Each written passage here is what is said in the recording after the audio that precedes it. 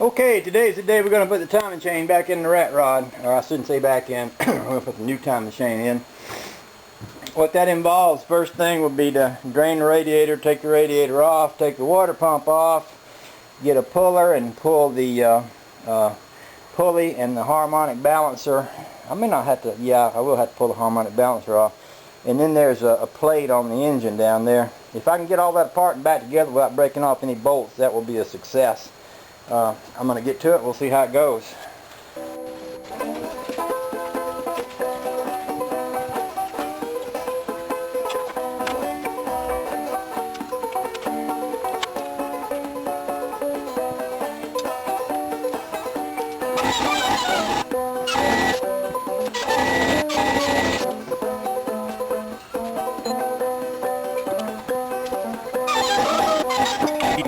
This is the harmonic balancer and the pulley.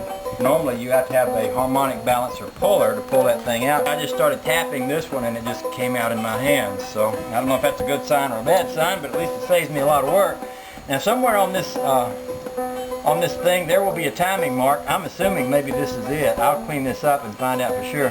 See that little notch right there? I don't know if you can see it. There's a little notch right there and there's a little pin right here on the timing chain cover, and this is, use a timing light, and the timing light, when it flashes, it'll show where that notch is in relationship to that pin, which allows you to set the timing if you want to do it by the book. Okay, my friends, this is what the inside of the timing chain cover looks like. There should be a gasket here. I guess there is, but it's pretty well crushed and dead looking. I do have new gaskets for everything. You can see someone squirted a boatload of silicone in here trying to fix the leak, and I doubt if that was working. This is the timing chain right here. Big gear, little gear. I've got a new big gear and a new chain. This is the play that's in this chain. I'll just wiggle that a little bit so you can see it. This should be snug and tight. Somewhere on here there's 2 points. There's 2 timing points, and the way you set the timing on this thing is you find the 2 timing points and you match them up. There should be a timing point on this gear down here. There's a big gear down below. Let's slide this little thing off.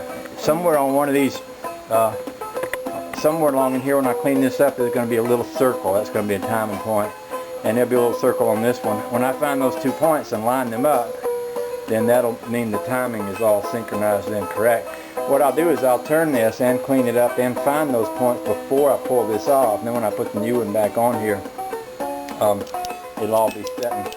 You notice this is loose on one side and tight on the other. When the motor is running, the crankshaft is turning, it is pulling the chain, which keeps one side tight. And when you slow down, you know, it tends to flop. I mean, this thing can play and turn. This is attached to the camshaft. This is attached to the crankshaft.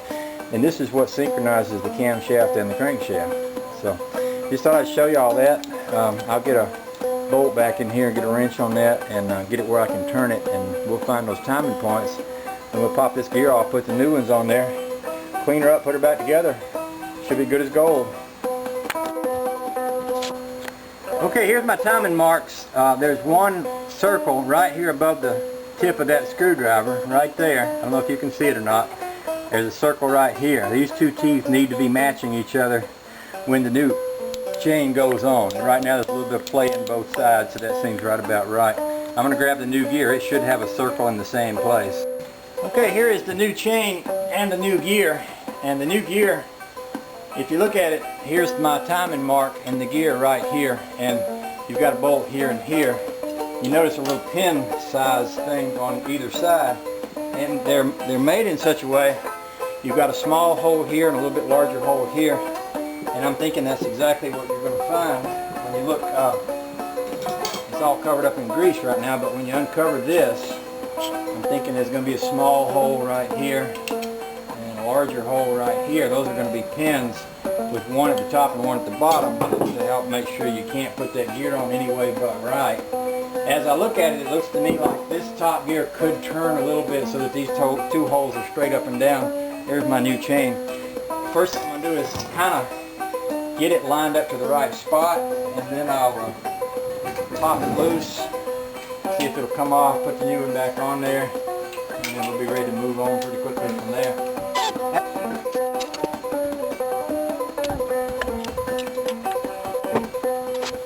Okay, my friend, she's in there. I'm just going to do some cleaning up and then put her back together.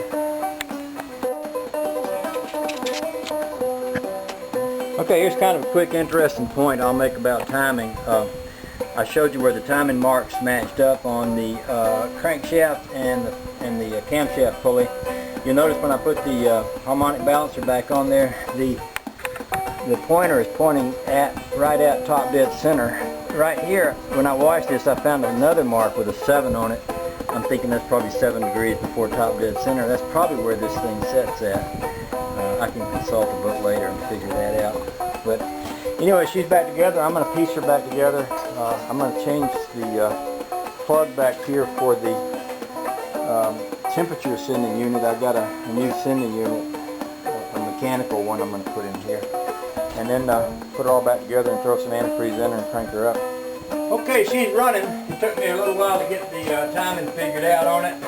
And it still isn't exact. I'm going to eventually reset the timing, readjust the carburetor, readjust the choke, probably put a timing light on here and do a bunch of stuff like that. But basically it's running and it's running good. It doesn't do that kind of off rhythm bobbly thing like used to. You'd race it up and then when it come back down it kind of go kind of like it had a cam, high performance cam, which it doesn't. Now when it comes back down it's steady. It keeps the same rhythm because that cam chain isn't flapping around in there anymore. I don't fire that much here.